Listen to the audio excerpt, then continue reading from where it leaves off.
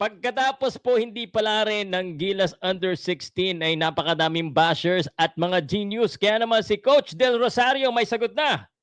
Sabi niya sa kanyang Instagram, hindi lahat ng bagay napapanood sa TV or YouTube. Hindi nakikita ang sakripisyo ng mga bata tulad ng pagsakay ng angkas habang umuulan. Makapunta lang sa ensayo. Yung mag-practice para sa school sa hapon tapos diretso ensayo para sa Pilipinas at makauwi ng hating gabi. Tandaan natin 16 years old lang ang mga players habang sila ay binabatikos, hawak nilang rosaryo bago lumaban. Lumaban sila para sa bayan, no excuses. We lost. A lot of work needs to be done to get back up. Para sa mga genius, tingnan nyo na lang ang comment ko sa inyo sa last picture.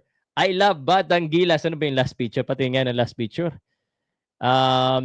Next. Okay, ito yung team. Ito yung Rosario. Si Coach. Che! Okay.